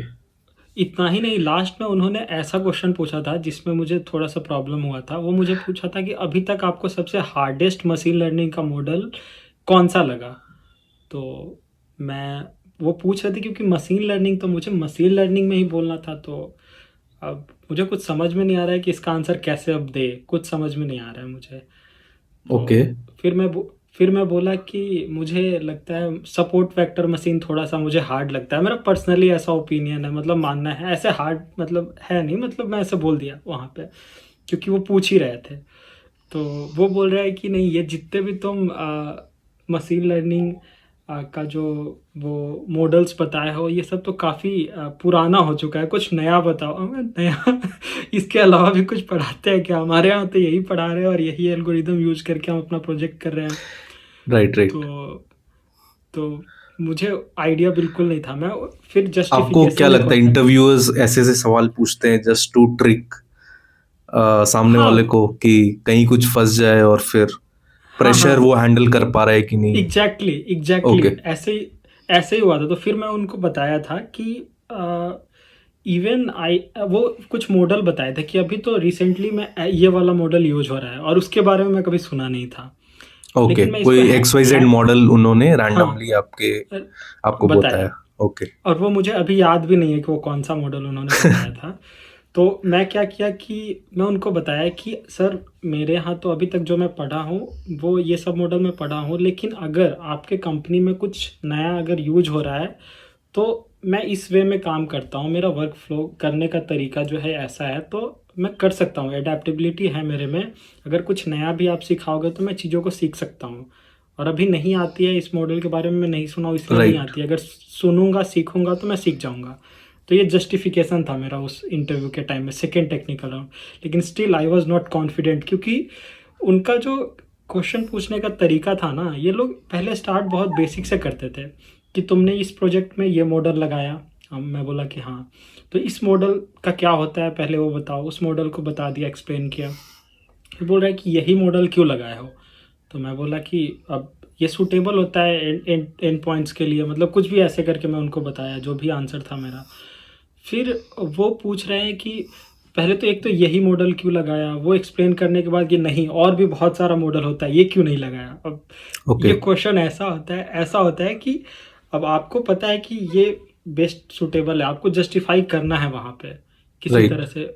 हाँ, तो तो ऐसे वहाँ सवालों का कैसे कैंडिडेट्स आंसर कर सकते हैं? आपके हाँ हिसाब से मतलब क्या होना चाहिए? तो मेरे अकॉर्डिंग मैं ये समझता हूँ कि आप अपने प्रोजेक्ट्स को मोस्टली आप जिस प्रोजेक्ट को कर रहे हो तो ये सब आप एक्सपेक्ट करो कि हाँ पूछेंगे ही ऐसा क्वेश्चन, आपको पहले से ही प्रिपेयर्ड रहना होगा इन सब क्वेश्चंस के आंसर के लिए कि आप ये मॉडल लगा रहे हो अपने प्रोजेक्ट्स में तो यही क्यों लगाए हो। साथ में और भी बहुत सारा मॉडल का आप एग्जांपल दो कि हाँ ये मॉडल जो है इसमें लगाने का इसका जो कॉन्स है वो ये है, ये नहीं लगा यहाँ पे फिट नहीं बैठ सकता। दूसरा मॉडल आप एग्जांपल दो कि हाँ इसकी ये डिसएडवांटेजेस हैं, जैसे इसको अगर यहाँ पे लगाएंगे तो प्रॉब्लम हो सकती है। लेकिन ये जो है यहाँ पे बेस्ट के सूटेबल है हमारे डेटा पॉइंट्स के अकॉर्डिंग, तो ये मॉडल हमने इसीलिए लगाया है। तो मुझे लगता है ये सूटेबल आंसर हो सकता है, पहले से ही आप ओके प्रिपेयर्ड रहो इन सब क्वेश्चंस के लिए। ओके सो हम्म आपने बताया राउंड 1 पाइथन पे था, हम्म राउंड 2 हम्म मशीन लर्निंग पे था। हम्म राउंड 1 पाइथन के लिए आपने क्या क्या हम्म रिसोर्सेज फॉलो किए थे? क्या आपने आईआईटी मंडी के रिसोर्सेज फॉलो किए थे? क्या आपने कुछ यस यस यूडेमी कोर्सेरा के कोर्सेज लिए, यूट्यूब से पढ़ा? यूट्यूब पे हाँ मैं एक रिसोर्स वो करना चाहता हूँ, यहाँ पे हाईलाइट करना चाहता हूँ। एक कोई कहीं से मेरे पास एक पीडीएफ आया था उस टाइम प्रिपरेशन के टाइम में, जिसमें टॉप 200 या 100 क्वेश्चंस ऐसे थे जो डेटा साइंस, डेटा एनालिटिक्स और डेटा इंजीनियरिंग इंटरव्यूज़ में पूछे जाते हैं। तो वो मतलब 100-200 क्वेश्चंस कुछ था और वो पर्टिकुलरली था कि डेटा एनालिटिक्स के फील्ड में आप जा रहे हैं तो ऐसा क्वेश्चन सिक्वल टाइप का आपसे पूछा जाएगा, इसको ऐसे आंसर करना है। उसमें क्वेश्चन एंड आंसर बोथ थे, दोनों थे। तो वो काफ़ी हेल्पफुल था, उससे मैं थोड़ा वो कर पाया, प्रिडिक्ट कर पाया कि क्वेश्चंस किस टाइप के आ सकते हैं डेटा साइंस वाले में। तो ओके। वो रिसोर्स शायद टेलीग्राम से मुझे मिला था। और इसके अलावा पाइथन के लिए क्या आपने लीड वो कोड भी किया? लीड कोड के सवाल भी सॉल्व किए कुछ? नहीं लीड जरूरत रहता कोड है। नहीं, मतलब मुझे तो ज़रूरत नहीं पड़ा और उतना टाइम भी नहीं मिला। मैं सोच रहा था लीड कोड हेलेंक वगैरह पे वो करने का, लेकिन टाइम का, क्योंकि साथ में एमबीए वगैरह भी कर रहे हैं आप और काफ़ी हेक्टिक स्केड्यूल है। और एक चीज़ मैं मेंशन करना भूल ही गया, मैं आईआईटी मंडी में जब आया था तो यहाँ पे मुझे पता नहीं था पहले कि इनकी कनेक्शन बहुत अच्छी है जापान में। जापान की बहुत सारी कंपनी बाकी आईआईटीज़ के कंपैरिजन में आईआईटी मंडीज़ में ज़्यादा आती है, क्योंकि आईआईटी मंडीज़ का कुछ साइन एमओयू साइन हो रखा है यहाँ के इंडस्ट्रीज़ के साथ। और दो फैकल्टी है जो जापान की रहने वाली है और आईआईटी मंडी में जा कर के दोनों टीचर्स पढ़ाती है जापानीज। तो अगर आप जापानीज लैंग्वेज सीखना चाहते हो तो आईआईटी मंडी में एक मतलब बहुत अच्छी अपॉर्चुनिटी थी। तो even after having a very hectic schedule of MBA, I was the only one person from my batch who was taking the course of Japanese language. वो ओके। फ्री में यहाँ पे प्रोवाइड हो रहे थे, तो मैं अपना कोर्स तो मैनेज कर ही रहा था, साथ में मैं जापानीज लैंग्वेज सीख रहा था। और उस टाइम मुझे क्या ये पता नहीं हेल्प था कि किया? मेरा क्या ये आपको बहुत हेल्प? हेल्प किया, ओके। बहुत हेल्प किया। जापानीज लैंग्वेज जैसे आपके सीवी शॉर्ट लिस्टिंग में मेरे पास N5 का सर्टिफिकेशन था, JLPT N5। मैं जापानीज लैंग्वेज अपने कॉलेज में सीखा था, वहाँ पे बेसिक सा होता है। JLPT N5 सबसे बेसिक सर्टिफिकेट होता है, सबसे पहला वाला। तो JLPT N5 का मैंने एग्ज़ाम दिया, वो पास होने के बाद मेरे पास वो एक प्लस पॉइंट था बाकी सारे स्टूडेंट्स के कंपैरिजन में जो अप्लाई करेंगे उसमें, क्योंकि मेरे पास जापानीज़ की थोड़ी बहुत स्किल है। और दूसरा पॉइंट ये था कि जब सेकेंड टाइम में जब थर्ड सेमेस्टर में मैं गया तो मैं टीचिंग असिस्टेंट बन गया जापानीज़ लैंग्वेज का। मैं ओह। अपॉइंट हुआ क्योंकि हाँ, क्योंकि मेरा जापानीज़ में काफ़ी इंटरेस्ट था और मेरा उसमें काफ़ी वो लग रहा था, मन भी लग रहा था। मैं उसमें काफ़ी अच्छा स्कोर किया, टॉप किया। तो मुझे ऑफ़र हुआ कि क्या आप करना चाहोगे, टीचिंग असिस्टेंट बनना चाहोगे, इसके लिए आपको स्टाइपेंड भी मिलेगी। ऐसा मुझे ऑफ़र आया जापानीज़ टीचर के थ्रू। तो मैं उसको एक्सेप्ट कर लिया कि चलो ठीक है, मुझे तो इंटरेस्ट है ही इसमें और कुछ सीखने को मिलेगा। तो वहाँ से वो मुझे लगता है एक काफ़ी अच्छा काफी वो लर्निंग है। इंस्पायरिंग है। आप डेटा साइंस भी पढ़ हाँ रहे हो, आप फाइनेंस भी पढ़ हाँ रहे हो, बिजनेस भी पढ़ रहे हो, और हाँ साथ में हाँ एक अलग से लैंग्वेज भी पढ़ रहे हो, लैंग जापानीज। और ये बहुत सब कुछ बहुत आप कैसे हाँ मैनेज कर रहे थे? ये तो बहुत ही काबिले तारीफ है। सो पहला राउंड आपका पाइथन का निकल गया, दूसरा राउंड मशीन लर्निंग का। मशीन लर्निंग के हम्म, लिए क्या क्या रिसोर्सेस और कहाँ कहाँ से आपने पढ़ाई किया था? हाँ कैसे ओके। तो प्रिपेयर किया था? हम्म हम्म, हम्म, हम्म। तो दूसरा जो मशीन लर्निंग का था वो मोस्टली जो प्रोजेक्ट्स मैंने कर रखा था उसी से क्वेश्चन पूछा गया था। तो मैं अपना जो प्रोजेक्ट किया था वो कंप्यूटर विजन का प्रोजेक्ट था, जो कास्टिंग प्रोडक्ट्स होते हैं। एक इम्पेलर होता है जो सबमर्सिबल जो होता है उसमें लगता है, इम्पेलर कास्ट होकर के आता है। तो उसको मैं कंप्यूटर विजन के थ्रू डिटेक्ट किया था कि कौन डिफेक्टिव है और कौन ओके प्रोडक्ट्स है। तो जनरली क्या होता है कि एक क्वालिटी इंस्पेक्टर होता है, वो उसका मेजरमेंट्स लेगा, बताएगा कि हाँ ये डिफेक्टिव प्रोडक्ट है, ये ओके प्रोडक्ट है। तो मेरा जो प्रोजेक्ट था वो ये मेरा तीसरा प्रोजेक्ट था मशीन लर्निंग का, जो काफ़ी मुझे अच्छा लगा था करने में।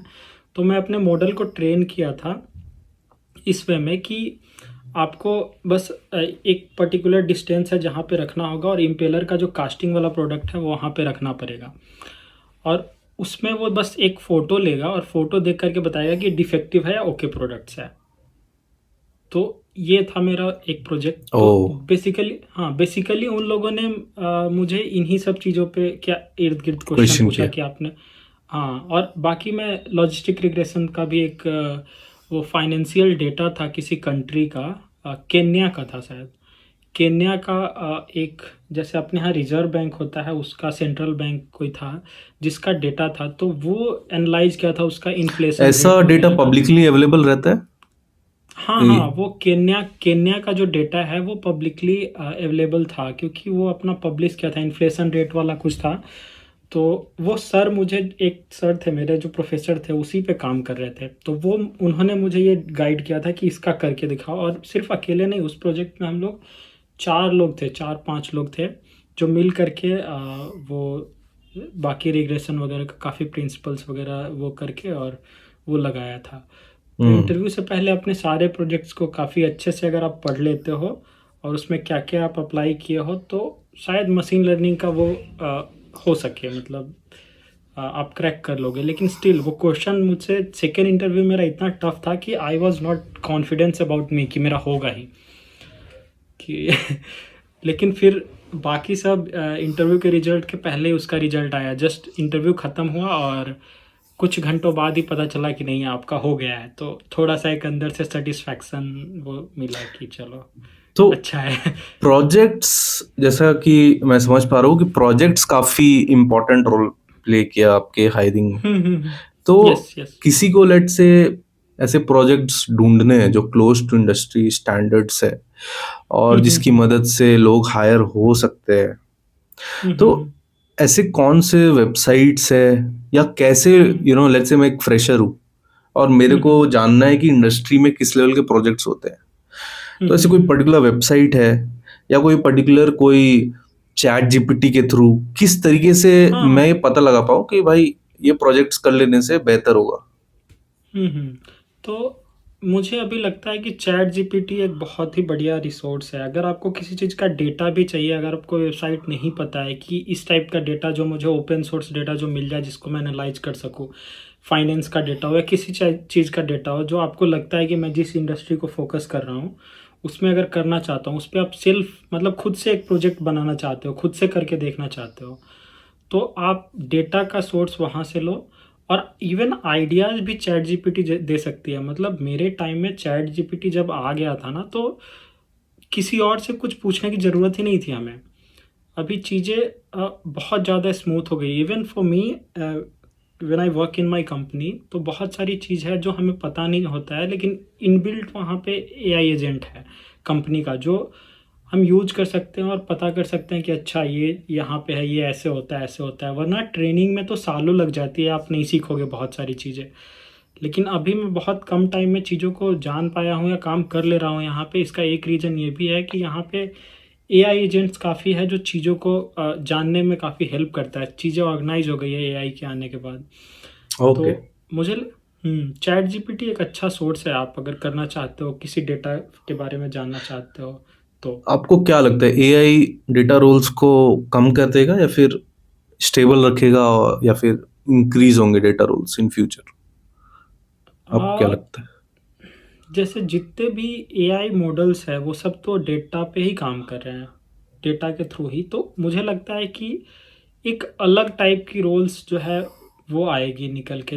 एआई वो काम तो कर रहा है, लेकिन आपको डेटा को प्रेजेंट करने वाले भी बहुत सारे लोग होने चाहिए। आपको डेटा को आप एआई को बताना पड़ता है कि आपको ये करना है। एआई को अगर बहुत सारा भी एजेंटिक मॉडल आ रहा है, उस मॉडल को आप पहले ट्रेन करो, उसको बताओ कि हाँ ये डेटा है और ये मुझे आउटपुट, मतलब हम ये एक्सपेक्ट कर रहे हैं, मुझे ये चाहिए।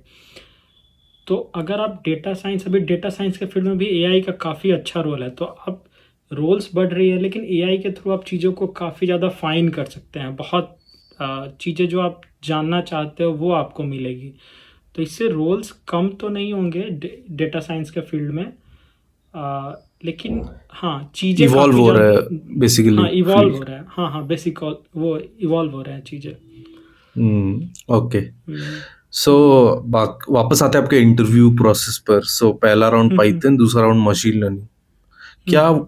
और नेक्स्ट राउंड में क्या डीप लर्निंग पूछा था वो लोग नहीं या नहीं फिर? वो, नहीं नहीं वो, फिर ये दो दो राउंड ऐसे हो गया। उसके बाद तीसरा जो था, मेरा मैनेजर जो था, जिस जिस फील्ड में मैं जाना चाह, मतलब जिस डिपार्टमेंट में मेरा होने वाला था, तो उसके मैनेजर ने हमें वो मतलब बुलाया और वो पूछ रहे थे, इंटरव्यू उनके साथ था, मैनेजर के साथ।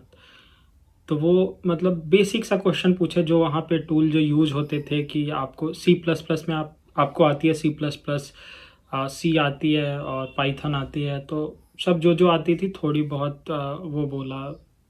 पूछा? मतलब नॉर्मल सा वो जनरल मतलब कन्वर्सेशन था। बाकी टू इंटरव्यू के कंपेरिजन में जो मैनेजर वाला था इंटरव्यू, वो थोड़ा आसान था। ओके। तो हाँ, तो उन्होंने नॉर्मल सा बेसिक सा क्वेश्चन पूछा ओके। था। कल्चरल फिट बेसिकली वो लोग चेक कर रहे होते हैं हम्म, मैनेजर्स, हाँ हाँ क्योंकि आपने टेक्निकल राउंड्स तो पास कर ही दिया है, 2 राउंड्स। हाँ हाँ हाँ तो हाँ हाँ शायद, क्या आपको ऐसा लगता है वो लोग देखते हैं क्या ये जो है आदमी वो फिट है कि नहीं है हमारे टीम के हाँ लिए, हाँ, या वही वही वही वही? एग्जैक्टली, मुझे भी यही लगता है। Okay okay. एब्सोल्युटली। सो तीसरा राउंड भी आपको क्लियर हो गया, हाँ देन आपको तीसरा राउंड ऑफर क्लियर। और भी राउंड्स हुए हैं या फिर ऑफर हाँ रिलीज हो गया था?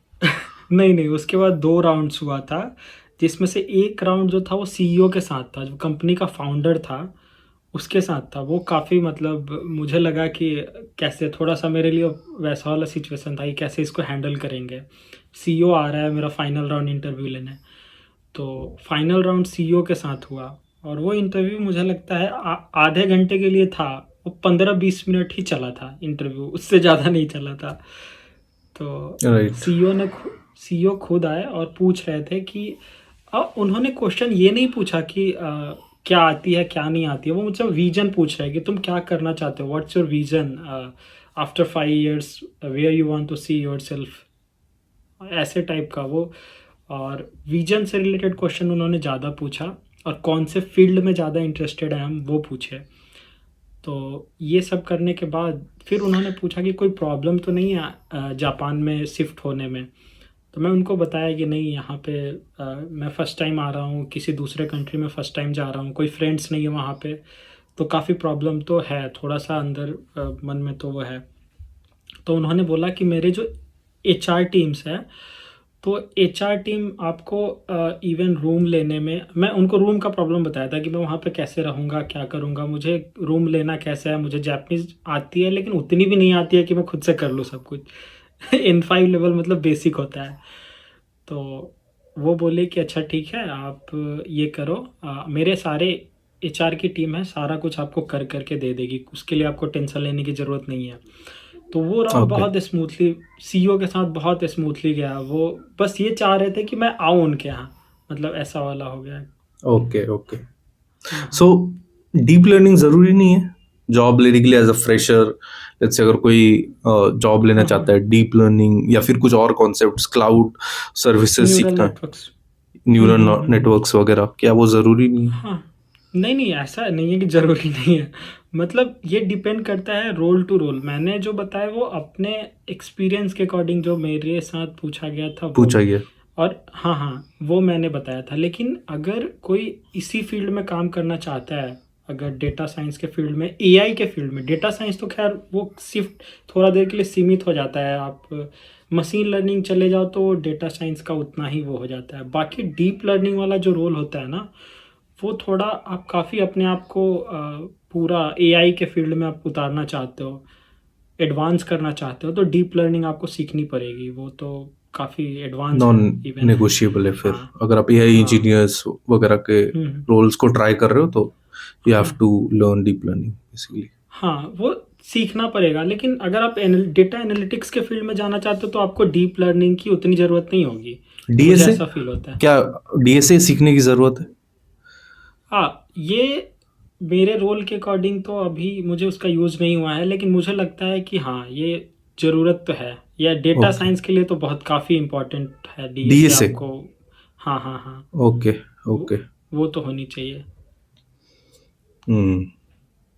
सो फाइनली आपको ऑफर लेटर मिल गया। अच्छा, आप कंपनी का नाम बताने में कंफर्टेबल हो? आपका हाँ, प्रेज़ेंट हाँ। कंपनी कौन-सी है? ओके।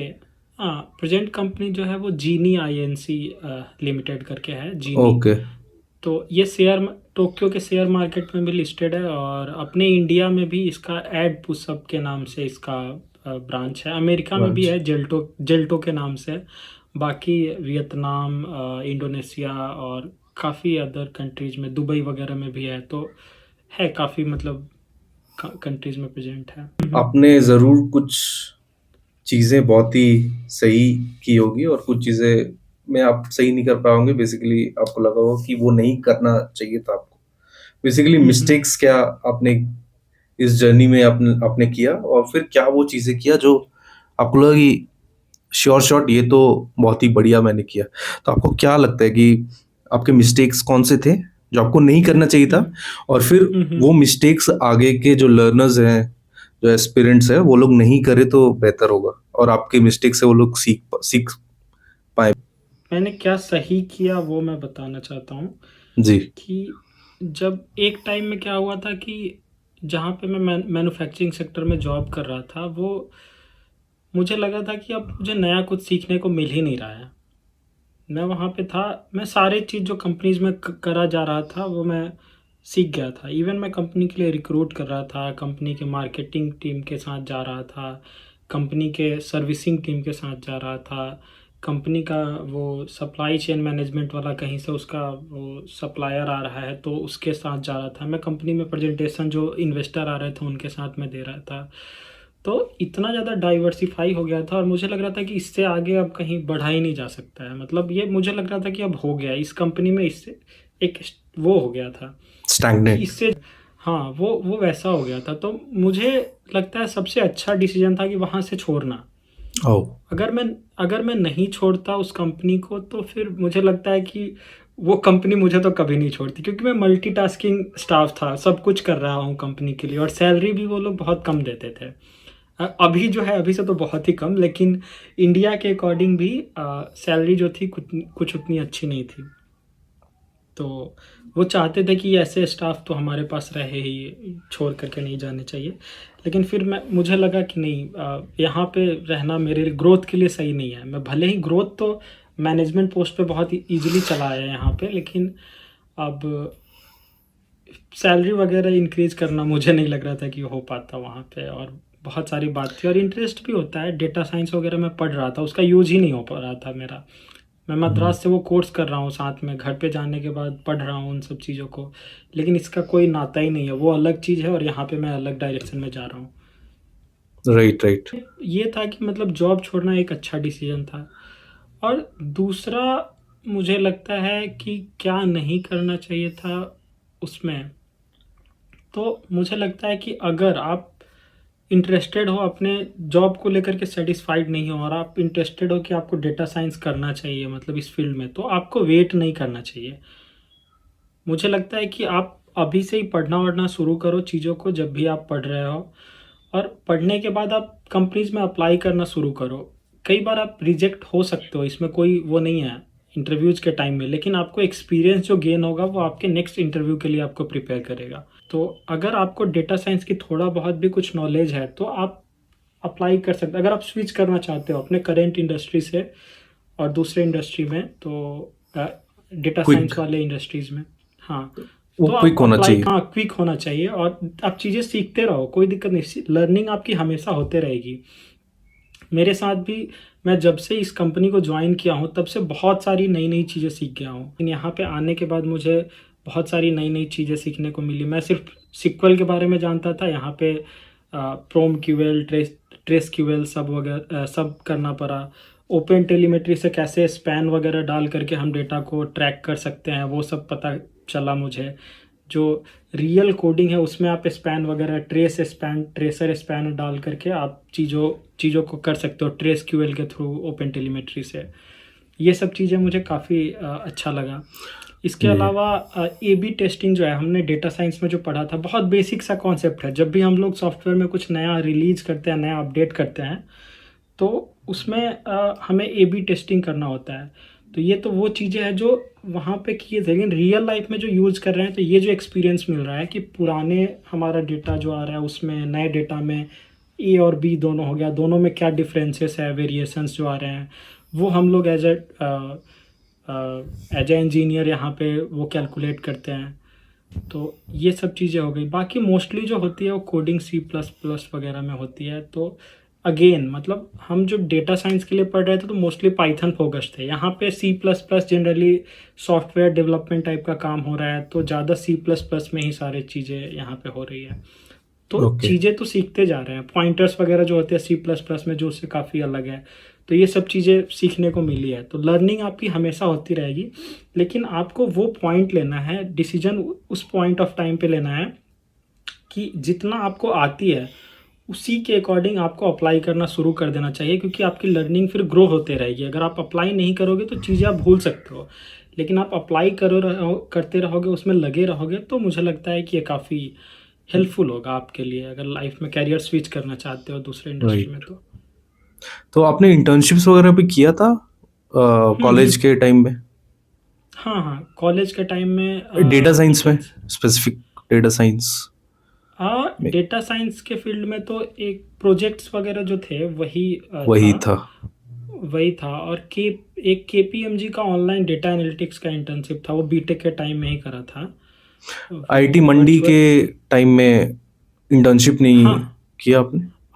हाँ, आईआईटी मंडी के टाइम में प्रोजेक्ट्स किया था डेटा साइंस का काफ़ी, 2-3 प्रोजेक्ट्स जो था वो। एक को फाउंडर थे, एक अपने पटना के ही थे को फाउंडर, जो कि शार्क टैंक में भी गए थे अपने प्रोडक्ट को, कंपनी को लेकर के पिच करने। तो उनका मैं मेल निकाला उस कंपनी का, उसको मैं मैसेज किया कि मैं बिहार से ही हूँ और मैं चाहता हूँ आपके कंपनी में इंटर्नशिप करना। रोल्स का मुझे तो पता नहीं है, मैं तो ज़्यादा डेटा साइंस के अकॉर्डिंग मतलब इसके अकॉर्डिंग कुछ काम करता हूँ, इसी के आसपास इर्द गिर्द। लेकिन आपके कंपनी में अगर कुछ मैनेजमेंट या डेटा साइंस से रिलेटेड कुछ अपॉर्चुनिटी है तो बताइए, क्योंकि मेरे पास ज़्यादा टाइम नहीं है एक्सप्लोर करने का कुछ। तो उन्होंने, वो काफ़ी खुश हो गया, वो बुलाए कि आप आ जाइए। तो मैं अगले दिन ही अपना ट्रेन लेकर के पटना आ गया अपने कॉलेज से, और यहाँ पे आकर के इंटर्नशिप अपना शुरू किया। तो ये बेसिकली इनके यहाँ मैं नया प्रोडक्ट बनाने के लिए मैं काम किया था। तो उसमें एनालिटिक्स वगैरह का तो उतना कुछ रोल नहीं रहा, लेकिन इंटर्नशिप बेसिकली वही कितना वहीं पे था। स्टाइपेंड दे देते बोलो? ये लोग का तो यहाँ पे बहुत कम था, मतलब बोलना पता नहीं मतलब सही होगा या नहीं। ओके। पटना बेस्ड कंपनी थी, तो ये स्टार्टअप थी, मेरे पास मजबूरी था ज्वाइन करना, कोई ऑप्शन था नहीं मेरे था पास। नहीं। हाँ, अच्छा, तो अभी ऐसा था। अभी जो करंट आपको हायर किया गया है, अप्रोक्सीमेटली कितना सैलरी वो लोग दे रहे हैं, कितना सीटीसी दे रहे हैं according to Indian INR? INR में कन्वर्ट करने से 40 लाख के आसपास होगा, लेकिन मैं आपको वो भेजता हूँ मेरा ऑफर लेटर, उसमें 7.2 मिलियन का है येन में।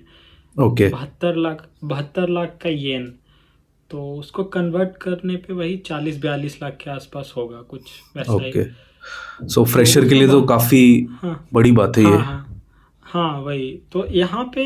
लेकिन ये मार्केट के अकॉर्डिंग मैं आपको कुछ साइट्स भी वो कर सकता हूँ, भेज सकता हूँ, जैसे टोक्यो डेव हो गया, या फिर जापान डेव करके साइट है, जहाँ पे डेटा साइंस के रोल और इंग्लिश स्पीकर के लिए, यहाँ पे ज़रूरी नहीं कि आपको जापानीज आए तभी आपको जॉब मिलेगी, जो इंग्लिश स्पीकर है उनके लिए भी यहाँ पे काफ़ी अवेलेबल जॉब्स है, और रिमोट जॉब्स भी है, और साथ में आप यहाँ पे रह करके भी काम कर सकते हो। टोक्यो डेव जो टोक्यो के अराउंड जितने जॉब्स है उसके रिलेटेड है, और जापान डेव में आपको पूरा ऑल ओवर द जापान, जैसे ओसाका, क्योटो, कहीं के भी ऑफर्स आ सकते हैं, योकोहामा। तो ऐसे है वहाँ पे। तो वहाँ पे मैं देखा हूँ 1-1 2-2 करोड़ का भी लिस्टिंग है वहाँ पे जॉब के लिए। पेमेंट तो मतलब जापान में तो काफ़ी अच्छा है। Right, right, right. सैलरी काफ़ी ठीक-ठाक। तो हुँ। आपका how does a typical day in your work look like?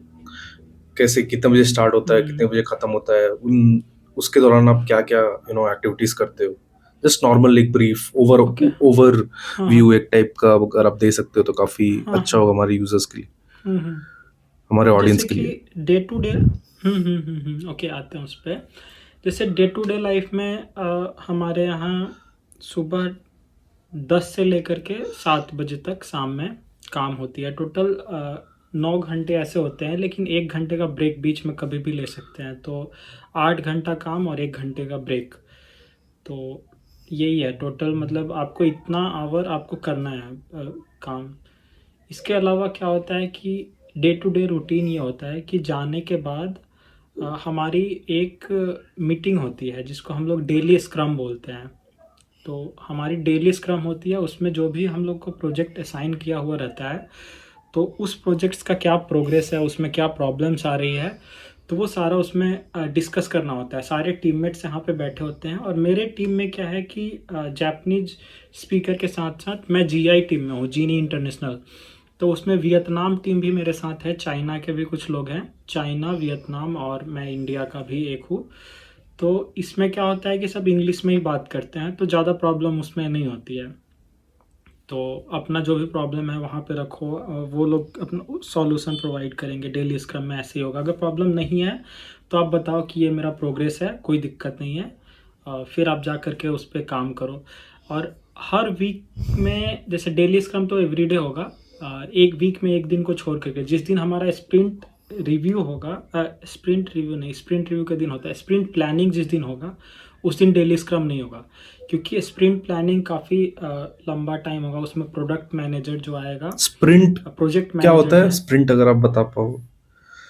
अ, हाँ, स्प्रिंट, हाँ हाँ, जैसे स्प्रिंट, एक स्प्रिंट का एक टाइम पीरियड होता है। वो स्प्रिंट जैसे कि प्रोजेक्ट मैनेजमेंट सॉफ्टवेयर एक है, जैसे जीरा होता है ना, तो वो जीरा में आपका प्रोजेक्ट लिस्ट हो गया। अब उस प्रोजेक्ट को मतलब जिस टाइम पीरियड में करना है उसको एक स्प्रिंट ओके, बोलेंगे। अगर एक, हाँ, मतलब एक टाइम पीरियड, अगर 1 वीक का आपका स्प्रिंट चल रहा है तो 1 वीक के टाइम को एक स्प्रिंट बोलेंगे, राइट। 2 वीक के टाइम को 2 स्प्रिंट बोलेंगे, ऐसे। और तो वो डिपेंड मतलब भी करता हर है आई वीक थिंक, में, लाइक किसी कंपनी में 2 वीक का हाँ एक स्प्रिंट होता है, किसी कंपनी में 1-1 हाँ, महीने का एक एग्जैक्टली स्प्रिंट। एग्जैक्टली ऐसे ही होता है। जैसे मैं जब ज्वाइन किया था तब 2 वीक पे एक स्प्रिंट, मतलब प्लानिंग और रिव्यू, रिव्यू और प्लानिंग होता था 2 वीक के बाद। लेकिन अभी क्या हो गया कि चीज़ें थोड़ा जल्दी जल्दी फास्ट फास्ट होने लग रहे हैं, और तो इसीलिए क्या है कि हर वीक में एक स्प्रिंट प्लानिंग और पहले स्प्रिंट रिव्यू होगा, फिर स्प्रिंट प्लानिंग होगा। तो उसमें क्या है कि अगर आप प्रोजेक्ट्स जो असाइन हुआ है, जो भी टास्क असाइन हुआ है, वो अगर आप कंप्लीट कर कर पाते हो इस वीक में तो कोई दिक्कत नहीं है, मतलब वो कंप्लीट हो गया आपका, वो स्प्रिंट का वो पॉइंट मिल गया है। उसका स्टोरी पॉइंट होता है, हर प्रोजेक्ट हर टास्क का स्टोरी पॉइंट होता है। अगर आप वो कंप्लीट कर लिए तो उतना स्टोरी पॉइंट आपको मिल गया। अगर आप कंप्लीट नहीं किए तो वो फिर क्या हुआ कि नेक्स्ट स्प्रिंट में आपका वो टास्क शिफ्ट हो जाएगा, और उसका पॉइंट जो है, पहले उसका 5 स्टोरी पॉइंट था तो वो रिड्यूस होकर के बाकी जितना काम बचा हुआ है, 2 स्टोरी पॉइंट का, 3 स्टोरी पॉइंट का, तो वो आपको स्टोरी पॉइंट उतना मिलेगा अगले नेक्स्ट स्प्रिंट में आप जाओगे तो। राइट। तो वही होता है, अगर प्रोजेक्ट कंप्लीटेड है तो वहाँ पे डन हो जाता है, अगर प्रोजेक्ट अगर बचा हुआ है तो वो फिर रिपीट होता है आगे नेक्स्ट स्प्रिंट में। ओके, तो ये डेली, मतलब ये अपना डेली का मतलब वो रहता है रूटीन ओवरऑल, एक स्प्रिंट का और डेली का। ओके। तो इंटरव्यू प्रोसेस में जो सबसे आई थिंक जो क्रिटिकल पार्ट होता है वो होता है आपका रिज्यूमे। तो हम्म आपने अपना रिज्यूमे कैसे बनाया था? कितने क्या, लाइक कहाँ से आपने वो हिंट्स लिया था, हैक्स लिया था बेसिकली, कि आपका हम्म रिज्यूमे शॉर्टलिस्ट हो हम्म जाए? या आपने रिज्यूमे में कौन-कौन से सेक्शंस डाले थे? कैसे बनाया था? कुछ ओके। एक स्ट्रैटेजी फॉलो किया था? अगर आप बता पाओ। मैं जिसको फॉलो किया था वो मेरा कॉलेज लेवल का ही, आईआईटी ओके, मंडी की तरफ से एक फॉर्मेट दिया जाता है। तो उस फॉर्मेट में जो जो चीज़ें पूछी गई थी वही लिखा था। लेकिन अब मैं क्या किया था कि मेरा, मुझे पता था कि ये कंपनी आ रही है और डेटा साइंस रोल के लिए आ रही है। तो मैं अपने रिज्यूमे को ज़्यादा सारे प्रोजेक्ट, जैसे प्रोजेक्ट मैनेजमेंट जो भी किया था इंटर्नशिप, उसको हटा करके जो डेटा साइंस वाले सारे प्रोजेक्ट्स थे और जो रिलेवेंट थे उस कंपनी के और उस रोल के अकॉर्डिंग, तो उसको ही रखा था। और स्किल सेट भी मैंने वही किया था जो मुझे रियल में, जिसमें मैं कॉन्फिडेंट था कि मैं बोल पाऊँगा, और बहुत ज़्यादा भरा नहीं था। मतलब स्किल सेट मेरा एकदम लिमिटेड था, जो डेटा साइंस के लिए नॉर्मल पाइथन, सिक्वल वगैरह का जो होता है, और coding language Python, C plus plus, C वगैरह यही डाला था। और जो भी प्रोजेक्ट्स किया था उसके बारे में लिखा था, थोड़ा थोड़ा पॉइंटर दे करके वो लिखा था। और बाकी तो एकेडमिक्स वगैरह जो था, हाँ, मेरे रिज्यूमे में एक चीज़ था जो किसी भी बच्चे के रिज्यूमे में नहीं था। वो यूनिक पॉइंट जो अच्छा करता है, मतलब आपके शॉर्ट लिस्टिंग को अच्छा करता है, कि मैं जापान के लिए अप्लाई कर रहा था। तो मैं दूसरे अपने रिज्यूमे में कहीं नहीं डालता था कि मुझे जापानीज़ आती है, जापानीज़ लैंग्वेज आती है।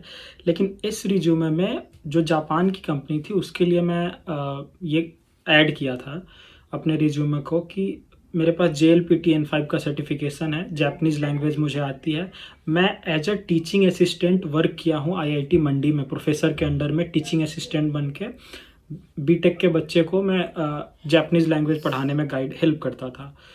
तो ये मतलब थोड़ा-थोड़ा एक पॉइंट है जो अलग करता है। बाकी प्रोजेक्ट्स डेफ़िनेटली वो डिफरेंशिएट करेंगे ही, डिफरेंशिएटिंग फैक्टर होते ही हैं। हुँ। बस यही सब था। Okay, okay. ओके, अगर आप हुँ, हुँ। रिज़्यूमे अपना प्रोवाइड कर सकते हो तो ज़रूर कर दीजिएगा।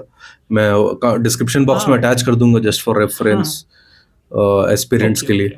ताकि वो हेल्पफुल रहे। हाँ, मैं उसमें कुछ डेटा, हाँ, ऑफ़ हाँ, कोर्स। कुछ डेटा उसमें वो करके आप फिर ज़रूर मैं मुझे भेज भेज देता हूँ। दीजिए। आई थिंक हाँ, काफ़ी हेल्पफुल हाँ, रहेगा, और मैं आपका लिंक्डइन प्रोफ़ाइल भी अटैच कर दूँगा हाँ। डिस्क्रिप्शन बॉक्स में, जस्ट अगर किसी को रीच आउट करना हुआ ओके। आपको फॉर हेल्प, तो वो हेल्प कर हाँ, हाँ, सके, हाँ। आप हेल्प कर सकें उन लोगों का।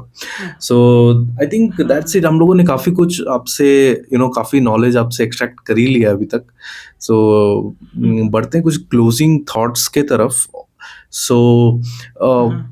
लेट्स से अभी एक कोई फ्रेशर बंदा है और वो टारगेट कर हुँ, रहा है, हुँ। और इर्रेलेवेंट ऑफ एनी बैकग्राउंड है, वो इंजीनियरिंग भी हुँ, परस्यू कर हुँ। रहा हो सकता है वो इकोनॉमिक्स भी परस्यू कर रहा हो सकता है, हुँ, वो हुँ। स्टैट्स में भी डिग्री लिया होगा। हुँ, हुँ।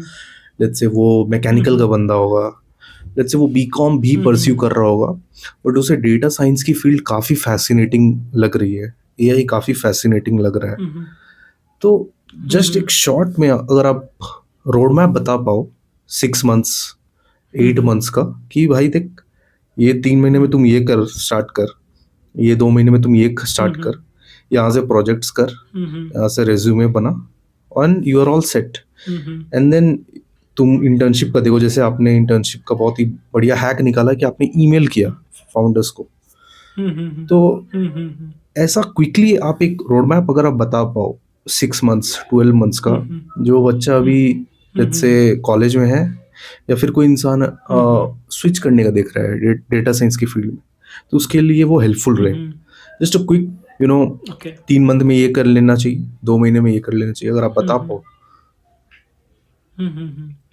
तो मुझे लगता है कि अगर आप डेटा साइंस के फील्ड में स्विच करना चाहते हो किसी भी इंडस्ट्री से, या फिर किसी भी बैकग्राउंड से, इकोनॉमिक्स हो या फाइनेंस, BCA, BBA, कुछ भी आप कर रहे हो, इट डजंट मैटर, आप इजीली कर सकते हो स्विच। बस उसके लिए कुछ चीज़ें हैं डेटा साइंस के लिए जो आपको स्टार्टिंग से थोड़ा सा फोकस करना चाहिए।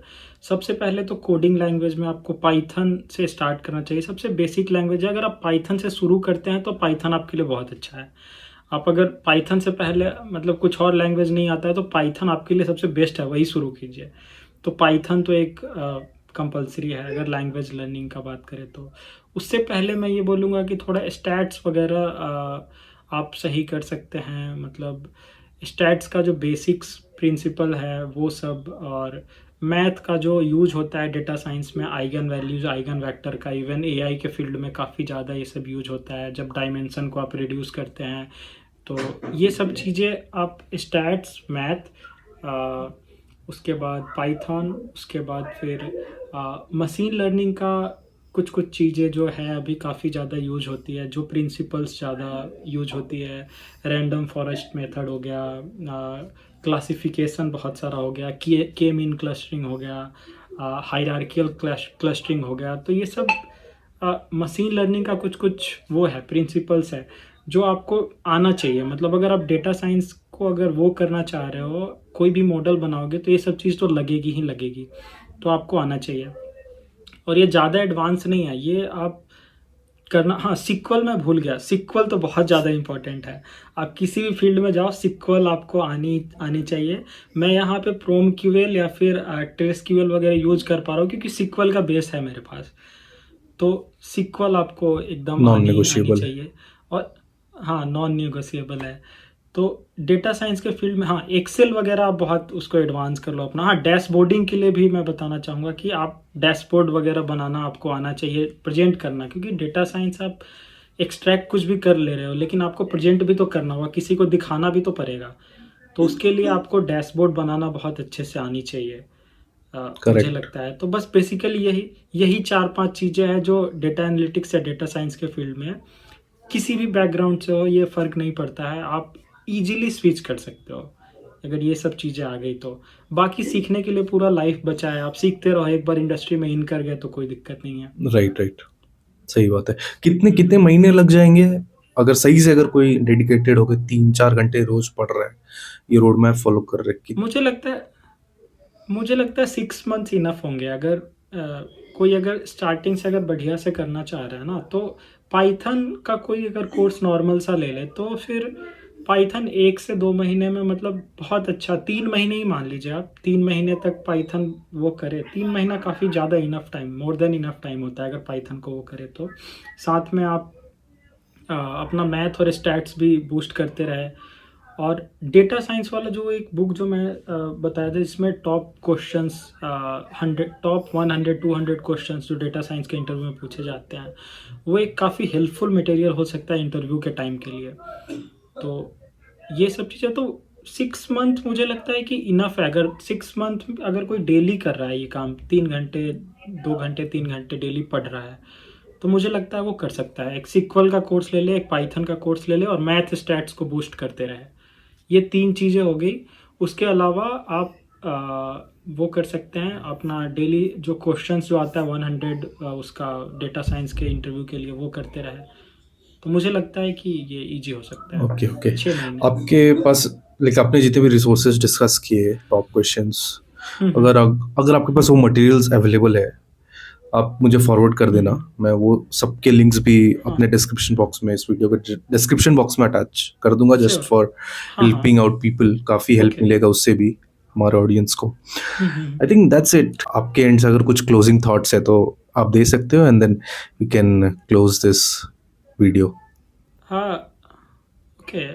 मुझे लगता है कि स्टूडेंट्स को ना लर्निंग कभी नहीं छोड़नी चाहिए। एक क्लोजिंग थॉट्स के लिए आप अभी जस्ट बोले तो मेरे मन में आया कि आप सीखना कभी नहीं छोड़ना। जो भी लर्निंग है, आप आइदर किसी भी लेवल पे हो, अगर आपको अपॉर्चुनिटी मिल रही है तो आप उसको सीखो।